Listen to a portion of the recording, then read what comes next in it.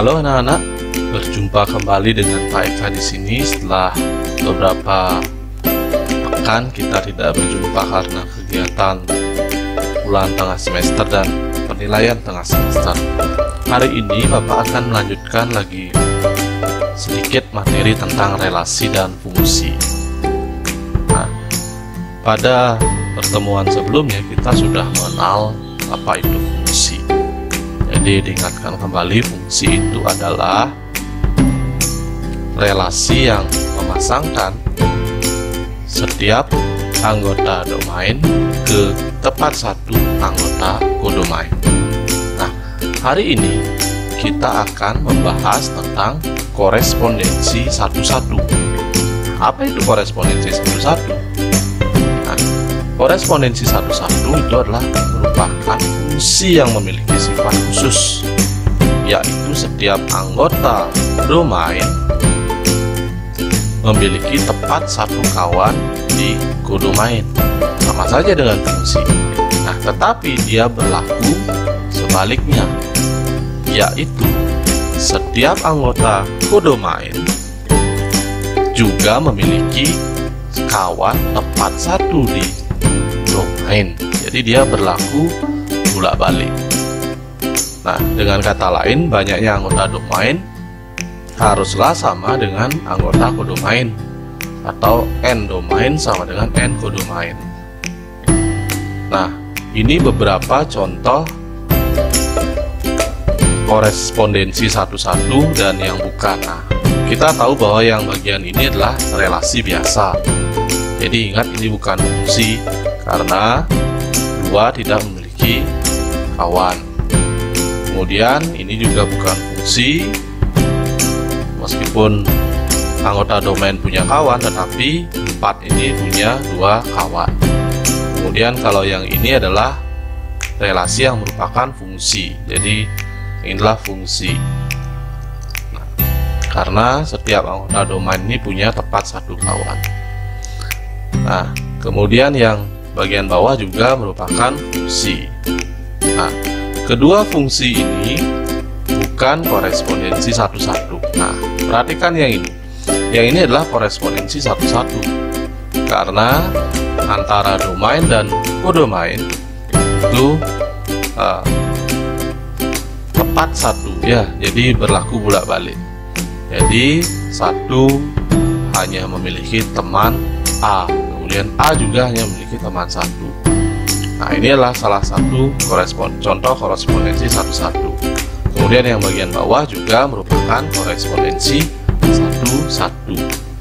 Jadi inilah perbedaan antara fungsi dan korespondensi satu-satu. Jadi korespondensi satu-satu adalah fungsi yang berlaku bolak-balik. Jadi dari kiri ke kanan dan dari kanan ke kiri. Nah, bagaimana menentukan banyaknya korespondensi satu-satu? Nah, kita ambil beberapa kasus. Nah, misalkan ini. Jadi sudah didefinisikan bahwa domain dan kodomain harus banyak anggotanya sama. Kalau kita lihat gambar ini dengan mudah, kita bisa menentukan bahwa hanya ada satu. Jadi tidak ada kemungkinan yang lain. Jadi banyaknya korespondensi satu-satu yang bisa dibentuk adalah satu buah. Jadi ini maksudnya adalah korespondensi satu-satu. Nah, kemudian dari P ke Q, jadi ada dua anggota P dan Q. Nah, kita bisa buat yang pertama ini bentuknya, kemudian kita bisa buat yang kedua seperti ini. Kira-kira ada lagi? Ya, sepertinya tidak mungkin kita buat korespondensi satu-satu yang lain. Nah, jadi banyaknya korespondensi satu-satu yang bisa dibuat adalah 2. Kemudian kalau 3, jadi anggota domain 3, anggota kodomain 3. Kita bisa buat dulu yang pertama ini itu kita bisa buat 1, kemudian ini misalkan masih tetap A dengan 1, kemudian B dengan 3, C dengan 2. Kemudian kita geser, misalnya B nya tetap, berarti A nya 3, C nya ke 1. Kemudian misalkan C nya yang lurus dengan 3, kemudian ini A nya 2, B ke 1. Nah, kemudian kita bisa buat lagi, misalnya A nya ke 3, terus B nya ke 1, C nya ke 2. Nah, ini baru dapat 5. Kemudian kita buat lagi, misalkan A nya ke 2, B nya ke 3, C nya ke 1. Kira-kira ada lagi? Ya, tampaknya tidak ada bentuk yang lain ya. Jadi banyak korespondensi satu-satu yang bisa dibuat adalah 6 ya. Nah, terus kita perumum. Nah, oke, jadi banyak yang bisa dibuat korespondensi satu-satu. Kalau anggota domain dan kodomainnya 1 adalah 1, kemudian kalau anggota domain dan kodomainnya 2 bisa dibuat 2, kemudian kalau banyak anggota domain dan kodomainnya 3 itu bisa dibuat 6. Nah, bagaimana kalau banyak anggotanya n, maka banyak korespondensi satu-satu yang bisa dibuat adalah kita bisa perumum di sini. Nah, kita bisa lihat bentuknya, oh ternyata ini 1, kemudian ini adalah 1 kali 2, kemudian ini adalah 1 kali 2 kali 3. Nah, kemudian ini bisa diperumum, berarti 1 kali 2 kali 3 kali 4 sampai kali n, tergantung n nya. Nah, ini yang disebut sebagai n faktorial. Jadi banyak korespondensi yang mungkin terbentuk dari dua himpunan itu adalah n faktorial. Nah, jadi itu tambahan tentang korespondensi satu-satu. Nah, kemudian bagaimana menerapkan konsep fungsi dalam kehidupan sehari-hari. Nah, masalah luas dan keliling. Yang pertama, suatu persegi memiliki keliling 20 cm.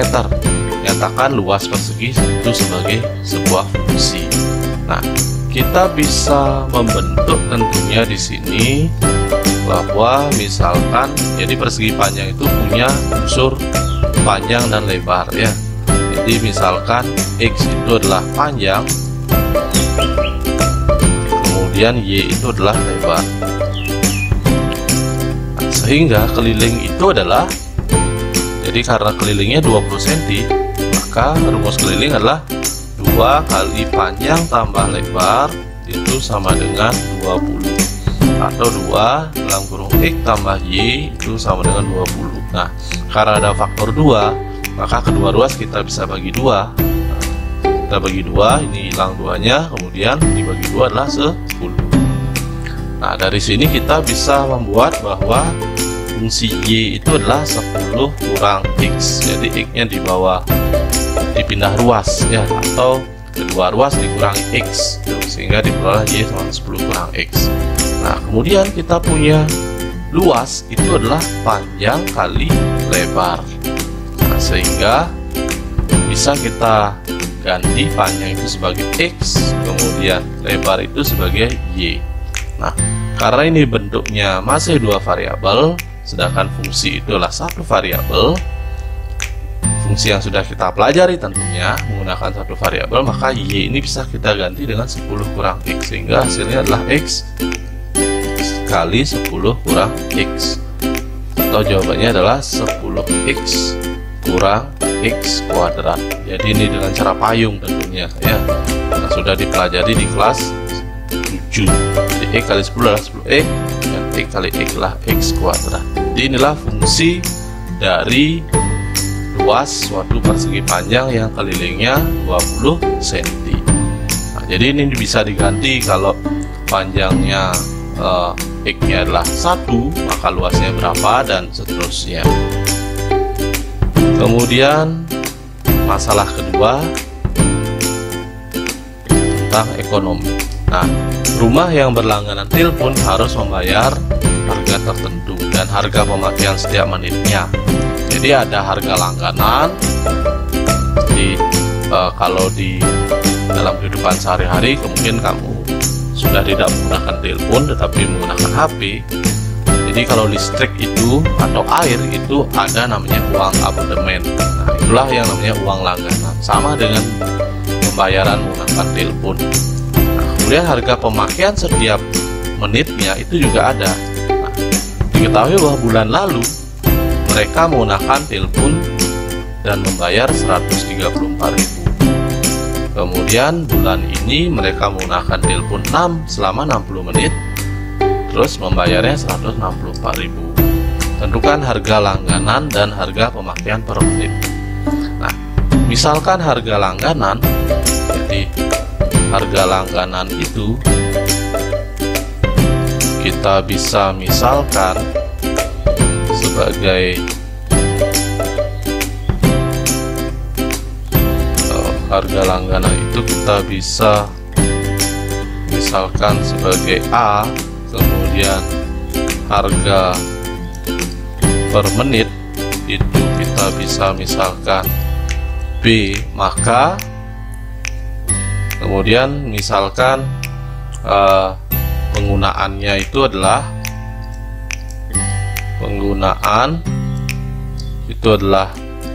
X menit tuh ya. Nah, sehingga ini bisa dibuat sebuah fungsi, yaitu fungsi pembayaran setiap bulannya adalah fx itu sama dengan bx ditambah a. Jadi a inilah harga langganan yang sudah tetap, kemudian b ini adalah harga per menitnya. Jadi misalkan menggunakan 5 menit, maka dikali 5. Nah, ini yang akan kita cari, harga langganan dan harga per menit. Nah, kita tahu bahwa jika 60 menit, jadi kalau X-nya 60 menit atau F 45 menit, itu membayar 134.000. Kemudian kalau menggunakan 60 menit itu membayar 164.000. Nah, ini kita bisa substitusi tentunya. Jadi kalau F45, jadi X-nya berarti diganti dengan 45, berarti B kali 45 ditambah A. Kemudian ini adalah B dikali 60 ditambah A. Nah, dengan mensubstitusi atau mengeliminasi, kita bisa menghilangkan A-nya. Nah, karena ini kita kurangkan ya, sehingga diperoleh A. Nah, ini 134 kurang 64 itu adalah negatif 30.000. Nah, kemudian ini 45B dikurang 60B itu adalah negatif 15B. Nah, sehingga B itu kita bisa ganti min 30.000 dibagi negatif 15. Nah, ini bisa kita coret negatifnya, kemudian dibagi 15, ini hasilnya 2, sehingga harga per menitnya atau B itu adalah 2.000. Nah, setelah mendapatkan ini, kita bisa ganti ke salah satu persamaan. Nah, misalkan persamaan pertama F45 sama dengan 45B ditambah A. Nah, B nya adalah 2000 gitu. Jadi F45 itulah 134.000. Nah, ini 45 dikali B nya adalah 2000 ditambah A. Kemudian ini 134.000 sama dengan, nah, 45 kali 2 itulah 90, sehingga hasilnya 90.000 ditambah A. Nah, dari sini kita bisa kurangkan 134.000 dikurang 90.000, itulah A. Jadi hasilnya adalah 44.000. Nah, sehingga harga langganannya itu adalah 44.000, yaitu A. Jadi sesuai ini. Kemudian harga per menitnya itu adalah 2.000. Nah, sehingga untuk soal nomor B ini nyatakan uang yang harus dibayar sebagai sebuah fungsi. Jadi setiap bulannya itu bisa diperoleh fx. Nah, kita bisa ganti. Jadi karena fx itu bentuknya bx plus a, b-nya kita bisa ganti dengan 2000, sehingga bisa jadi 2000 x ditambah a-nya kita ganti dengan 44.000. Nah, jadi fungsi pembayarannya setiap bulan bisa dituliskan dalam bentuk seperti ini. Nah, ini adalah salah satu contoh permasalahan ekonomi yang menggunakan fungsi. Baik anak-anak sekalian, Bapak cukupkan untuk materi tentang fungsi sampai di sini. Mudah-mudahan kalian bisa memahami dan ingat, tetap jaga kesehatan dan tetap semangat. Bapak akhiri dengan ucapan terima kasih. Sampai jumpa.